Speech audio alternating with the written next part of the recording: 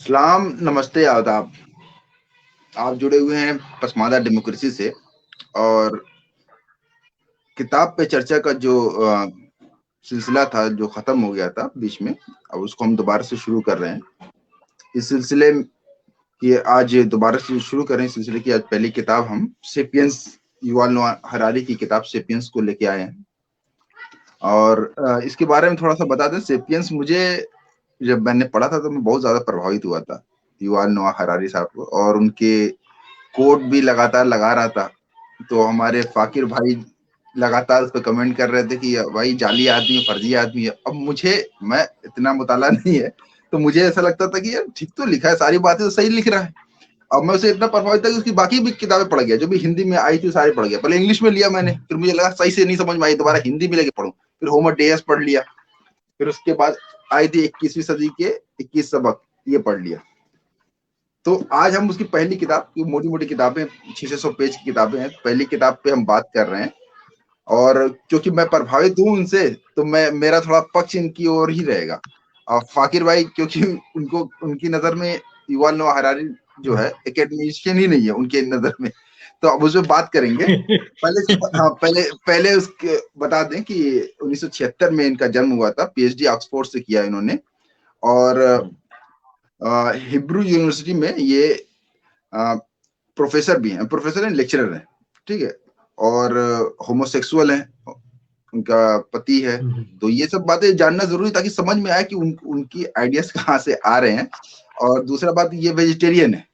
Vegetarian होना भी, मैं ये कोई खराबी और अच्छाई बात नहीं कर रहा। मैं एक बात बता रहा हूँ कि भाई वेजिटेरियन है, तो फिर उनकी किताबों में उसके नजरिया निकल के आता नहीं, मैं ये जोड़ना चाहता था कि वेजिटेरियन में भी स्ट्रीम वाले वेगन, मतलब वेगन जो है। हाँ, दूध दूध भी वगैरह भी इस्तेमाल नहीं नहीं करती पीते, है। वो वेगन जी है। जी जी जी। अच्छा, सिर्फ इस वेजिटेरियन किताब, बोलने से नहीं चलेगा।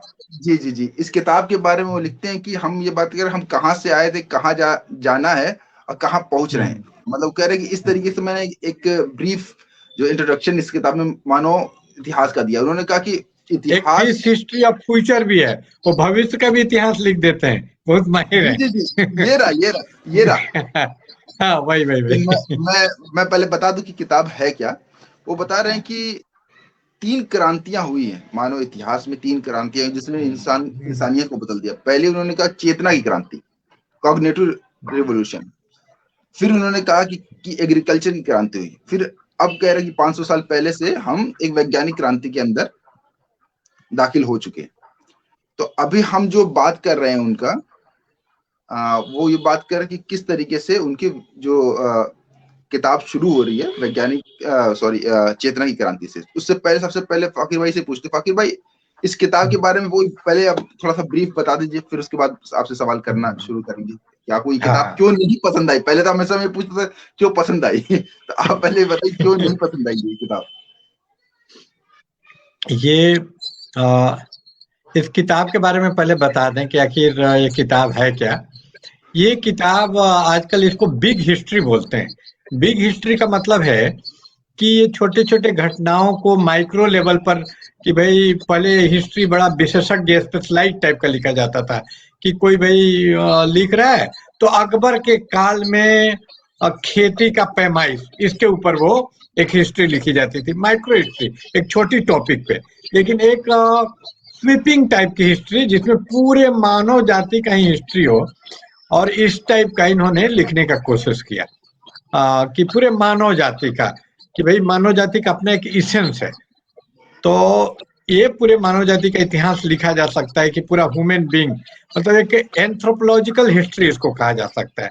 एंथ्रोपोलॉजी पूरे मानव जाति का अध्ययन करता है, तो उसमें उसका हिस्ट्री क्या रहा है, ये चीज, ये इसमें अध्ययन है इस किताब में। और वो एक सर्वे है, इसको सर्वे भी कहा जा सकता है। और ऐसी प्रयास पहले भी हुआ है कि ग्लिम्पसेज ऑफ वर्ल्ड, पूरे विश्व का रूपरेखा इतिहास का। लेकिन ये किताब इस मामले में नई है।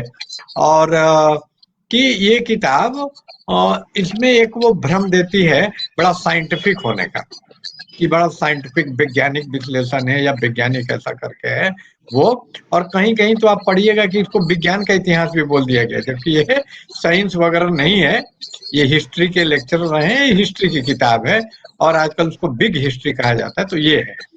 अब रही बात इस किताब के नापसंद होने की, तो पूरा लेक्चर आज का इसी के बारे में है कि ये किताब मुझे इसलिए नापसंद है कि ये किताब इंटेलेक्चुअली डिसऑनेस्ट है, बौद्धिक रूप से बेईमान किताब है। मैं एक छोटा सा एग्जांपल दूंगा कि ये मार्क्सवाद का बात करती है ये किताब, लेकिन मार्क्सवाद की सही मतलब रूपरेखा नहीं प्रस्तुत करती। ये कहती है कि मार्क्सवाद जो है वो नेचुरल नियमों का अध्ययन करता है, जबकि बिल्कुल गलत है। नेचुरल नियमों का अध्ययन तो न्यूटन वगैरह फिजिक्स में किया जाता है और किया गया। ये सामाजिक नियमों को निकालने का दावा करता है कार्ल मार्क्स, ये बार बार नेचुरल, तो बड़ा ये, और ये स्वाभाविक भी है कि ये बच्चों के लिए किताब लिखी गया। मतलब ये किताब मूलतः 20 लेक्चर था जो इन्होंने, जो सोफोमोर ईयर होता है बच्चों का, 12वीं क्लास के बच्चों के लिए लेक्चर दिया था, उसी को बाद में किताब के रूप में इन्होंने छापा। तो मुझे बहुत दुख होता है उन बच्चों के लिए कि इतनी गलत जो पढ़ाता है आदमी हरारी जैसा, तो उनका भविष्य अंधकार में है। लेकिन चूंकि इजराइल में पढ़ाता है तो कोई बात नहीं है कि वो तो फिलिस्तीन पर अत्याचार करने के लिए बने हुए हैं, तो वहां पर भी व्हाट्सएप और इस टाइप की यूनिवर्सिटी है, बच्चों को ब्रेन वॉश करके नफरत से भरना है, तो वहां इस तरह का इतिहास पढ़ाया जाए तो आश्चर्य की बात नहीं। अच्छा, तो वाकिर भाई देखिए, इनकी ये किताब है 50 भाषाओं में आ चुकी है और बहुत पूरी दुनिया में मशहूर है ये किताब, ठीक है। तो आप उनको एकेडमिशियन नहीं मान रहे, आप उसको कहते हैं कि वो उस लेवल पे नहीं है, ऐसा क्यों है भाई? इतना उन्होंने 3-4 किताबें लिख दी हैं और लेक्चरर भी हैं, ऑक्सफोर्ड से पीएचडी की है, फिर भी आप उनके जो है स्कॉलरशिप पे क्वेश्चन कर रहे हैं, इसको कैसे? इसलिए कि ये ओशो टाइप के हैं, ये इजराइल के ओशो हैं कि कुछ भी कंट्राडिक्टरी बात, कभी कुछ बोलते हैं कभी कुछ बोलते हैं। कभी बोलते हैं कि रिलीजन एकदम निगेटिव है, पूरा बर्बाद कर दिया मानव जाति को, और एक नाटाली पोर्टमैन को दिए हुए इंटरव्यू में बोलते हैं कि बहुत जरूरी है, इसी के कारण मोरलिटी कायम है। कभी बोलते हैं कि नहीं ये नाजिज्म, वो कम्युनिज्म सब रिलीजन ही है, फिर बाद में बोलते हैं कि नहीं हर रिलीजन अलग अलग है। तो कोई एक स्टांस नहीं है, जहां जैसा देखा बोल दिया, ऐसा आदमी बड़ा पॉपुलर होता है। तो ये पॉपुलरिटी किसी भी चीज के सत्य होने का सबूत नहीं है। धरती चपटा है, ये ज्यादा पॉपुलर था इसके अपेक्षा की धरती गोल है तो पॉपुलर होने के कारण सही नहीं होगा, लास्ट में यही साबित हो गया कि धरती, लास्ट में साबित होगा कि ये सामयिक तौर पे ऐसे लोग फेमस हो जाते हैं, जैसे ओशो फेमस हो गए तो ये भी फेमस हो गए हैं, लेकिन जब वो धीरे धीरे आएगा, जैसे ये लेक्चर, ऐसे कई झूठ ज्यादा दिन तक नहीं टिकता, झूठ के पांव नहीं होते। तो उसमें ये एक पोस्ट ट्रूथ युग है, तो पोस्ट ट्रूथ का एग्जाम्पल एक किताब है कि भाई इसमें झूठ ही झूठ लिखा है, मतलब पहले अक्षर से लेकर आखिरी हरफ तक। अच्छा फाकिर भाई, वो इतिहास को जैसे हम देखते कार्ल मार्क्स भी डिवीजन करते इतिहास का, वो इतिहास का डिवीजन अभी जो मैंने बताया 3 तरीके से करते हैं, इतना का, फिर एग्रीकल्चर, फिर करते हैं वैज्ञानिक। तो उनके इस डिवीजन पर भी आपको क्वेश्चन है कि वो? नहीं, डिवीजन का क्वेश्चन नहीं है, ये सब डिवीजन किया जाता है, बाहरी रूपरेखा। ये ऐसा आदमी क्या करता है कि बोरो करता है 3-4 जगह से पॉपुलर आइडियाज को, और एक जगह ताकि आपको भ्रम हो। कोई दूध में पानी मिलाएगा तब तो आपको ठग पाएगा, पानी बेचेगा तब तो नहीं ठग पाएगा। शेक्सपियर मर्चेंट ऑफ वेनिस में लिखता है कि झूठ हमेशा सत्य के पीठ से चिपका रहता है। तो ऐसा नहीं कि इसमें जो बात लिखी है सब झूठी बात है, लेकिन वो झूठ चिपका हुआ है सत्य से, कहीं से चुरा के। हर आइडिया चुराया हुआ आइडिया है, इसके जितनी भी आइडियाज हैं रिलीजन के बारे में हो, एक तो चुराया हुआ है, और उस पर से अपनी जो आइडिया जो इन्होंने दिया वो बड़ा भोंदू टाइप का आइडिया है। इसको हम डिस्कस करेंगे एग्जाम्पल का। जो इस किताब में कमी है, जिसके चलते नापसंद है, कि ये ओवर सिंपलाइजेशन करती है, ओवर सिंप्लीफाई। जनरलाइजेशन करने में कोई गलती नहीं है, विज्ञान का भी मेथड रिडक्शनिज्म है कि फालतू डिटेल को हम हटा के इसेंस पे ध्यान करके जनरलाइज करते हैं, ये विज्ञान की पद्धति है। लेकिन उस पद्धति में एक विवेक होता है कि क्या फालतू है, क्या ये फालतू को ही जनरलाइज कर देते हैं, इसेंस को छोड़ देते हैं। इनका उल्टा है कि बोलते हैं कि सार सार को गई रहे, थोथा दही उड़ाए कबीर साहब, और इनका उल्टा है कि थोथा थोथा को गई रहे, सार दही उड़ाए। तो ये सिर्फ थोथा और छिछले और आसान भाषा में बताने के कारण पॉपुलर हो गए। तो इसको हम ये क्या करते हैं कि कुछ बात बोल देते हैं लेकिन उसको विवरण की दृढ़ता, उसको सबस्टेंशिएट करना है, उसके लिए डाटा होने की परवाह नहीं करते हैं, आगे बढ़ जाते हैं। और इस नाम पे कि नहीं भाई हम बिग हिस्ट्री लिख रहे हैं तो हमको ब्यौरा देने का फुर्सत नहीं है, लेकिन ब्यौरे देने के दायित्व से नहीं बच सकते आप जितना भी कर ले। आपको जैसे मैं ही ये बात बोल रहा हूँ कि भाई ये किताब नापसंद है या झूठी बातें लिख, तो हमको बताना होगा कि कैसे झूठी है, कौन सा इसका सेंटेंस झूठा है। जैसे मैंने बताया भी कि ये बोलते हैं कि नेचुरल लॉ को निकालने का दावा करता है, जबकि कार्ल मार्क्स नेचर के खिलाफ लिखता है, नेचुरलिज्म के खिलाफ कि सब कुछ नेचर है। ऑगस्ट कॉम्टी बोला कि ये जो औरत नीचे होती है नेचर है, कोई मजदूर है तो वो नेचर है। इसके खिलाफ अगेंस्ट ह्यूमन नेचर उसने किताब लिखा, इसको ह्यूमनिज्म बोला और उसको एंटी ह्यूमनिस्ट समझा जाता है कार्ल मार्क्स को। तो जो आदमी उसके खिलाफ लिख रहा है जस्ट अपोजिट, तो ये तो बहुत बड़ी भूल और कुज्ञान हो गया ना कि हम लाल बोल रहे हैं उसका जस्ट अपोजिट नीला आप बोल दें। तो जो आदमी नेचर के इतने खिलाफ है, नेचर के खिलाफ ही कार्ल मार्क्स ने डायलेक्टिकल हिस्टोरिसिज्म को लाया, ऐतिहासिक द्वंद्ववाद को। आप उसी आदमी को नेचुरल नेचुरल बोल रहे हैं, तो इतनी बड़ी तथ्यगत गलती और भूल करना अक्षम्य है। तो और भी मैं एग्जांपल दूंगा कि कैसे इन्होंने जैसे इन्होंने इनकी ये किताब है, इसमें इन्होंने रेफरेंस नहीं दिया। ये आप जो बात कह रहे हैं विवरण की बात, ये एक बात है। मैं थोड़ा सा किताब पर बने रहना चाह रहा हूँ। मेरा रेफरेंस से तात्पर्य नहीं है, एक जनरल लेमैन के लिए इन्होंने किताब लिखा है और कोई एकेडमिक किताब नहीं लिखी है, तो उसमें रेफरेंस नहीं देते हैं तो कोई गलती नहीं, इससे मुझे एतराज नहीं है। लेकिन मैं रेफरेंस की बात नहीं कर रहा हूँ, विवरण की दृढ़ता, यानी कि जो हम कोई बात बोल रहे हैं तो वो उसके सपोर्ट में कंक्रीट एग्जांपल, अमूर्तन नहीं करेंगे, नहीं तो किताब क्या मेटाफिजिक्स हो जाते हैं। मेटाफिजिक्स मतलब कुछ ऐसी चीज जो रियलिटी को रिफर ही नहीं करे, तो इनकी किताब कभी रियलिटी को रिफर ही नहीं करते। हमको रेफरेंस बुक और ये सब नहीं चाहिए, लेकिन ये तो जरूर चाहिए ना कि आप रियलिटी से बात करें, वास्तविकता की बात करें कि अगर आप बोलते हैं तो कुछ दिखाएं। मैं फाकिर भाई किताब पे थोड़ा बने रहना चाहता हूँ, थोड़ा सा ब्रीफ आइडिया भी देना चाहता हूँ। देखिए उन्होंने जो पहला जो क्रांति बताई है, चेतना की क्रांति, वो बता रहे हैं कि किस तरीके से बिग बैंग के बाद ये दुनिया बनी। ठीक है, फिर बता रहे हैं कि मानव जो था, जो सेपियंस था, वो एक प्रजाति में कई प्रजातियां थी। फिर एक तो दो थ्योरी उन्होंने बताया कि जो होमोसेपियंस थे या तो उन्होंने निएंडरथल को मार दिया या फिर उनके साथ सहवास किया और एक आगे बढ़े। तो मारने वाला कंसेप्ट पे वो एग्री करते ज्यादा किया। फिर वो बात कहाँ पे लेके आ रहे हैं, वहीं से मैं बात करना है, इसलिए वहां तक लेके जा रहा हूँ आपको।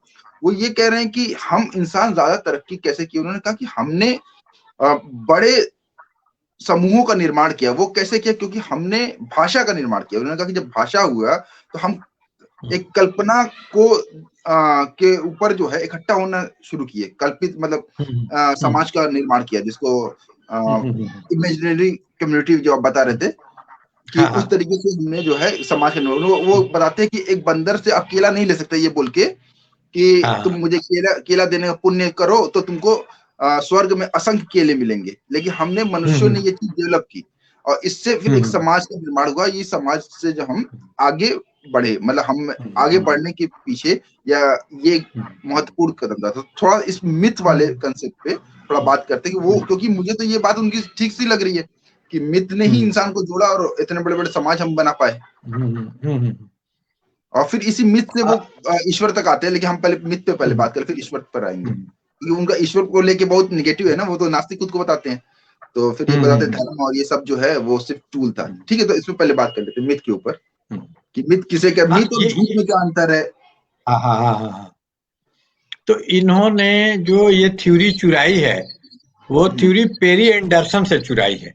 पेरी एंडरसन एक राजनीतिक चिंतक है, इतिहासकार हैं, हिस्टोरियन हैं, जिन्होंने नेशन मतलब राष्ट्र के सिद्धांत पर बहुत अच्छा काम किया और बहुत उनकी जो काम है महत्वपूर्ण समझा जाता है उनका काम। और उन्होंने किताब लिखी नेशन एज इमेजिनरी कम्युनिटी, कि जो नेशन होता है एक इमेजिनरी कम्युनिटी होता है, कि इमेजिनेशन जब हम नेशनहुड बिलोंग करते हैं कि हम एक भारतीय हैं या मैं ब्रिटिश हूँ, तो एक इमेजिनरी कम्युनिटी है नेशन। तो और वहां पर आइडियाज जो हैं तो वहीं से चुरा के उसको वल्गराइज किया, मतलब उसको ओवर सिंप्लीफाई, उसको कमोडिटी, ज्ञान को कमोडिटी बनाने में माहिर है। तो उसको जब तक कमोडिटी नहीं बना दें मतलब साधारण जनता के लिए, कंजम्पशन के लिए, क्योंकि एकेडमिक रिगर के कारण वो बहुत दिक्कत होता है, दिमाग दर्द करने लगता है समझने में, डिफिकल्ट डिफिकल्ट कोई चीज हो तो उसको आसान बनाने के लिए जरूरी है कि उसको कॉमोडिटी का रूप दिया जाए। तो इन्हीं बड़े बड़े चिंतकों को पढ़ के ये क्या करते हैं कि फिर उसको आसान भाषा में, कॉमोडिटी वाली भाषा में, उपभोक्ता की हर आदमी को अच्छा लगे। और ये भी ध्यान रखते हैं कि कौन सा लोकप्रिय विचारधारा है। तो चूंकि जो जिसका राज होता है, जैसे अभी का जो शासन है कैपिटलिस्ट शासन है, पूंजीवादी बुर्जुआ शासन है, तो बुर्जुआ की जो विचारधारा होती है भौतिकवादी नहीं होती। जैसा कि कार्ल मार्क्स बोलता है कि प्रोलेटारिएट की विचारधारा भौतिकवादी द्वंद्ववादी है, लेकिन इसकी विचारधारा क्या है, भाववादी, आइडियलिज्म जिसको फिलोसफी में बोलते हैं, कि आइडिया पहले है और आइडिया से भौतिक स्थिति। तो इनका मूल मतलब जो फिलोसफिकली अगर इनको लोकेट किया जाए हरारी साहब को, तो ये सब्जेक्टिव आइडियलिस्ट आदमी है।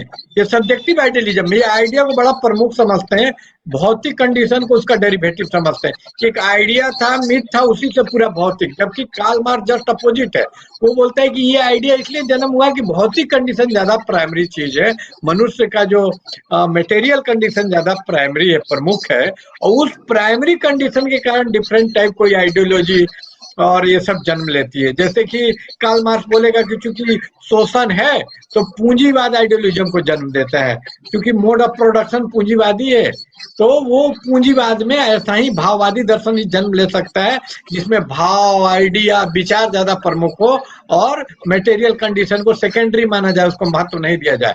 तो चूंकि idea of ruling class is the ruling idea, तो रूलिंग क्लास का आइडिया क्या है, भाववादी है।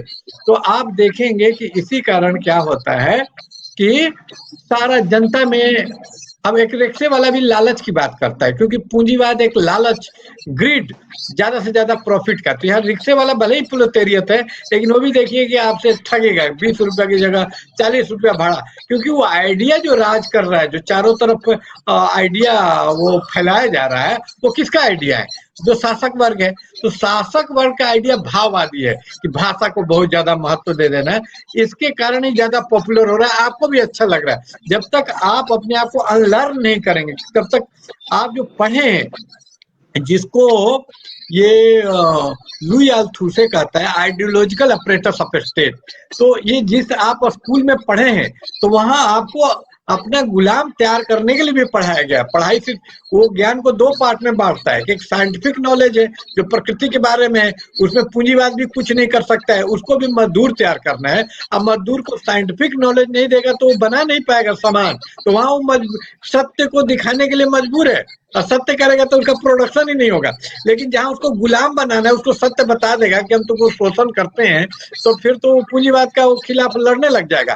तो वहां पर वो आइडियोलॉजिकल, जर्मन आइडियोलॉजी किताब इसीलिए लिखा था कार्ल मार्क्स ने, एक झूठा चीज को जन्म देता है, उसी आइडियोलॉजी का एक पार्ट के रूप में वो रिलीजन को भी देखता है, कार्ल मार्क्स वगैरह सब। तो ये जो हिस्ट्री का पूरा आइडिया ही है वो हीगल द्वारा दिया, जिस सेंस में आजकल हम लोग हिस्ट्री को जानते हैं वो हीगल द्वारा दिया हुआ है। वो हीगल के हिस्ट्री के कल्पना के बगैर हिस्ट्री को समझना संभव नहीं है। हिस्ट्री को क्रोनोलॉजी समझा जाता था, लेकिन आज हिस्ट्री जो चेंजेज आए, जो 3 काल में बांट रहे हैं, सब हीगल का देन है। वहां से हीगल से इन्होंने लिया है। हीगल ने सबसे पहले बोला कि अलग अलग चीजों को देखने की जरूरत नहीं है, चीजों को सम्यक रूप से हम देख सकते हैं। तो उसने ये, तो पूरा इनका आइडिया हेगेलियन है। और भाववादी दर्शन में भी अगर इस किताब को लोकेट करें तो भाववादी दर्शन में भी ये हेगल की तरह है। तो इसमें देखने लायक बात ये है कि ये जो 3 पार्ट में बांटे हैं, वो बांटना गलत नहीं है, लेकिन बांटना सही है कि नहीं। कि जिसको मानते हैं औद्योगिक क्रांति, तो फिर कृषि क्रांति, तो कृषि क्रांति भी इनका कोई आविष्कार नहीं है। किसी भी हिस्ट्री के किताब पढ़िएगा तो एग्रीकल्चर रेवोल्यूशन का वहां बात कीजिएगा, एक पहिए का आविष्कार, आग का आविष्कार, ये सब रेवोल्यूशन के रूप में देखा जाता है। तो उसी में छांट छूट के 3 तो निकाल दिए हैं, ये कोई नई बात नहीं है। तो उसी पुरानी बात को नए बोतल में, एक भाववादी बोतल में मैं दोबारा किताब पे आ रहा हूँ। वो ये बता रहे थे कि पहले जंगल में रहते थे हम लोग, ठीक है, आग की का जो आविष्कार हुआ उससे क्या हुआ कि भोजन पकाने लगे तो उसको पचाने में कम समय लगने लगा, हमारे दांत जो है छोटे छोटे हो गए, ज्यादा एनर्जी हमारे मस्तिष्क को जाने लगी, तो हम ज्यादा सोचने के काबिल हुए। फिर वो उसी क्रम में बता रहे कि जब हमने हंटिंग वाला छोड़ के जो हम कृषि क्रांति की ओर आए, जो चेतना के बाद जो मैं बता कि मिथ का हम निर्माण किया, हमने एक साथ रहने लगे। जैसे वो एग्जांपल देते हैं कि अगर चिंपैंजी से और हमारी लड़ाई हो या किसी भी एक शक्तिशाली जानवर से लड़ाई हो, तो हम अगर इंडिविजुअल लेवल से लड़ाई तो हम हार जाएंगे, लेकिन अगर 100 होमोसेपियंस हो, मतलब 100 मनुष्य हो और 100 शेर हो, तो 100 मनुष्य 100 शेरों को मार देंगे, क्योंकि 100 मनुष्य आपस में जोड़ने के लिए मिथ का निर्माण करते हैं। वो मिनिमम सहमति के साथ एक साथ जुड़ सकते हैं और वो मार देंगे। ठीक है, तो वो इसी क्रम में उस मिथ वाली बात को ले आ रहे थे। फिर वो मैं कृषि क्रांति पे आ रहा हूँ। कृषि क्रांति बता रहे हैं कि हमने ज्यादा भोजन की लालच में कृषि क्रांति हुई। ठीक है, लेकिन फिर जब कृषि हो गई तो हम एक जगह रहने लगे तो आबादी बढ़ने लगी। तो हम जो है, जो खाना पर्याप्त था वो हो नहीं पाया। इससे पहले जो हम खाना खा रहे थे वो हंटिंग वाले में थे, तो हंटिंग जीवन को, शिकारी जीवन को ज्यादा अच्छा बता रहे हैं। कह रहे कि शिकारी जीवन में हफ्ते में से 3 दिन शिकार किया जाता था, 6 घंटे का शिकार होता था। इस तरीके से उन्होंने एक डेटा दिया है। और उसके बाद जो है हम जो है सुकून से रहते थे, स्ट्रेस नहीं होता था हमारे जीवन में। ठीक है, और लेकिन उसके बाद जो अब की जो कृषि क्रांति हो गई, उसके बाद जो है हम उस गेहूं के गुलाम हो गए। ठीक है, और फिर वो कहते हैं कि तो जब हमने ये देखा कि हमारी कृषि क्रांति फ्लॉप हो गई, तो हम वापस हंटिंग की ओर क्यों नहीं गए। तो इसका जवाब दे रहे हैं कि इसमें पीढ़ियां गुजर गई। जब पीढ़ियां गुजर गई तो हमको पता ही नहीं चला कि हम कभी हंटिंग किया करते थे। ठीक है, तो उनके हिसाब से कृषि के बाद से अकाल, भुखमरी जैसे शब्द पैदा हुए, उससे पहले ये शब्द नहीं थे। तो ये मैंने आपको वहां चेतना से लेकर यहाँ तक बताया। फिर यहीं से फिर ईश्वर और धर्म के ऊपर बात करेंगे। तो इसमें थोड़ा सा कोई किसी बात पर आपको आपत्ति है तो बताइए। हाँ, नहीं आपत्ति नहीं है। ये पूरी बात हिंड साइड में कही गई। हिंड साइड मतलब आज की बात को थोप देना, प्राचीन काल में ले जाना। ये बहुत ही प्रक्रियावादी और बहुत ही रिएक्शनरी थॉट है इतिहास के बारे में, कि आज के थॉट को, चूंकि मैं भेगन हूँ तो मैं साबित करने लग जाऊं पूरा पक्षपात ग्रस्त के कि ये भेगन था, कृषि क्रांति हो गई तो बड़ा ये हो गया। ये ऑब्जेक्टिव दृष्टिकोण नहीं है, बहुत ही पक्षपातपूर्ण और आत्मग्रस्त विचार है, क्योंकि आप आज के अपने सोच को वहां ठेल के हिस्ट्री में ले जा रहे हैं, जबकि हिस्ट्री को हिस्ट्री के रूप में देखने की जरूरत होती है। ये ह्यूमन बीइंग ऐसा सोच के कुछ नहीं करता है। हिस्ट्री का जो लॉ है वो वस्तुनिष्ठ है, मनुष्य की चेतना से इंडिपेंडेंट था। ये तो ऐसे बोल रहे हैं जैसे लोग मीटिंग करके। और ये बहुत ही इनके थॉट का सबसे बड़ा कमी है कि पॉजिटिविस्ट है, उथला है, गहराई में नहीं जाता।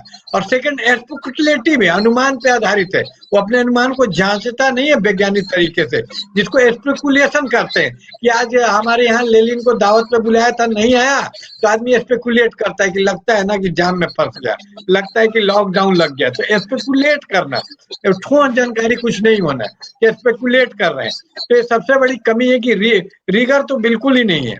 और ये सब बातें बिल्कुल झूठ है, मैं बता रहा हूँ कि एकदम तथ्यगत रूप से गलत है और तार्किक रूप से भी गलत है। प्रूफ किया जा सकता है ये जो बातें कर रहे हैं फालतू की, कि हंटिंग में वो था, ऐसा था। और कृषि का आविष्कार जो मनुष्य का था, ठीक है, ये इतिहास के गति से, कि प्रकृति की जो उर्वरा शक्ति को इसने एक्सप्लॉइट किया, कि प्रकृति को 1 दो तो 5 लौट आती है। आप कोई चीज बोते हैं या कोई पशु पालते हैं तो एक पालते हैं उसे 5 पशु होते हैं। एक गेहूं का दाना बोते हैं तो उसे 5 दाने निकलते हैं। और कृषि ने उल्टे मनुष्य को स्वतंत्र कर दिया। बल्कि हंटिंग का जो आदमी था वो, उसके पास समय, ये बोलते हैं कि 5 दिन वो बैठा रहता था, ये गलत है तथ्यगत रूप से। हंटर जो गैदरर सोसाइटी है, उसको प्रतिदिन उसका खाने पे आफत रहता है, भूखमरी रहती है। और फैमिन का वो जो बोल रहे हैं कि नहीं, अन्न की कमी के साथ फैमिन शुरू हुआ, कृषि पर मनुष्य डिपेंड हो गया, ये बिल्कुल गलत है। ये कृषि के आविष्कार के साथ आप देखेंगे तथ्य, कहीं से भी इतिहास ले लीजिए, तो हंटिंग खत्म नहीं हुआ। बल्कि तथ्य तो ये है कि आज पूंजीवाद आ गया, फिर भी हंटिंग एंड गदरर जातियां, जनजातियां, नोमैडिक जातियां जिंदा हैं, उसके साथ मानव इतिहास में खत्म नहीं हो गई। इसलिए ये बहुत तथ्यगत रूप से गलत है। कोई भी इस चीज को वेरीफाई कर सकता है। ये बड़े कॉन्फिडेंस के साथ ओशो की तरह झूठ बोल जाते हैं। तो ये जो बहुत गलत बात है आदमी को, इसीलिए इनको हमने इंटेलेक्चुअली बेईमान बोला कि खत्म हो गई, 3 दिन आदमी कहाँ से इनको डाटा मिल गया, कहाँ किस देश का डाटा है कि 3 दिन बैठा रहता था, 3 दिन ही शिकार करके खाता था। मांस एक इजिली डिकम्पोजेबल, आप जानते हैं कि मांस दिन बाद न फ्रीज था न कुछ था उस जमाने में, इतनी गर्मी थी और कहा जाता कि अफ्रीका में मानव की उत्पत्ति हुई। तो उस टाइम में आप समझ सकते हैं कि 3 दिन 1 दिन का शिकार किया हुआ मांस या खा के 3 दिन उपवास रोजा रखते थे। आप लॉजिकल क्वेश्चन कीजिए, ये संभव है कि मांस प्रिजर्व रहे उस जमाने में 3 दिन तक हम कर लिए और फिर 3 दिन ही काम करे, और बड़ा जानवर हमेशा, मांस तो बड़ा रिस्की था कि आज गए तो कोई शिकार मिला, 1 दिन ऐसे खाली चला जाता था, ये सब होता था। और इस कारण से ये बहुत भूखमरी थी और उसी टाइम में ईश्वर वगैरह का कंसेप्ट आने लगा और अंधविश्वास तंत्र वगैरह का। मनुष्य क्या करता था, गुफाओं में शेर का चित्र बना देता था, उसको लगता था कि चित्र बना देंगे तो आज हम मार पाएंगे, हिरन का चित्र बना दिया तो उसको विश्वास होता था। इस तरह से ये मिथ का हंटिंग के टाइम में ही विश्वास, और किसी भी हिस्ट्री के किताब में मेरी बात आप पढ़ सकते हैं कि गुफाओं में चित्र पाए गए हैं हंटर गैदरर के, और हंटर वो नहीं था, हंटर गैदरर था, यानी फल इकट्ठा करके, मतलब प्रकृति में कुछ बोता उता नहीं था कृषि की तरह, लेकिन ऑलरेडी कंद मूल वो खाता था। तो अगर हंटिंग नहीं कर पाया तो फिर वो अपना फल तोड़ के खाता था। और इसको ये बोलना कि सबसे, और ये तो भेगन आदमी है तो हमको बड़ा आश्चर्य हो रहा है कि हंटिंग हम मार के खाने को कैसे समर्थक हो गए। तो इनका आइडिया पूरा इनकंसिस्टेंट है और आज के मूल्यों पर ये इसी तरह है। वो बोल रहे हैं कि हम ज्यादा पौष्टिक खाना खाते थे हंटिंग जीवन में, और इधर तो हमारे पास ऑप्शन कम हो गए जब से कृषि क्रांति हुई है। उससे पहले तो हम जो है कछुआ खा रहे हैं, कुछ खा रहे हैं, तो ज्यादा ये आदमी बहुत ही अनपढ़ टाइप का आदमी है, इसको कृषि तक का मतलब परिभाषा नहीं मालूम है। आप किसी भी विश्वविद्यालय में एग्रीकल्चर इंजीनियरिंग करने चले जाइए तो आपको सब्जेक्ट का नाम क्या रहता है, एग्रीकल्चर एंड एनिमल हस्बेंड्री। ये पशु पालना भी कृषि के अंतर्गत आता है। जब आप इकोनॉमिक्स भी पढ़ेंगे ना तो प्राइमरी सेक्टर में एग्रीकल्चर और एनिमल, क्योंकि एनिमल भी कृषि है, इसको भी खेती करना, सेरिकल्चर, हॉर्टिकल्चर सब एग्रीकल्चर के अंतर आता है। इनको एग्रीकल्चर का बेसिक परिभाषा जिस आदमी को न मालूम हो उस आदमी पर तरस खाया जा सकता है कि ये पशु पालना हमेशा कृषि से संबंधित रहा है। आप बताइए कि कोई भी किसान है, कौन किसान है, आप प्रेमचंद को इनसे ज्यादा ज्ञान है कि गोदान पड़ी है तो कृषक यहाँ गाय नहीं है तो परेशान है। बिना पशु का, बैल का, इसका कृषि का कल्पना करना, तो ये कृषि और पशु वगैरह। और आप देखिए, आप अपना सऊदी अरब इस्लाम का इतिहास लीजिए तो क्या था कि लोग खेती करते थे, जितना भी मरुस्थल में थोड़ा बहुत जमीन था, और पशु पालते थे, उसको मार के खाते थे। और बाकी भी जितनी ट्राइबल इतिहास एंथ्रोपोलॉजी का किताब पढ़िए तो पशुओं को बलि दिया जाता है, उसको खाया हुआ जाता है। कृषि से एकदम ये पशुपालन नाभि नाल संबंध है, ये कोई एकदम बेसिक रूडिमेंट्री बात है। अच्छा फागिल भाई, वो आगे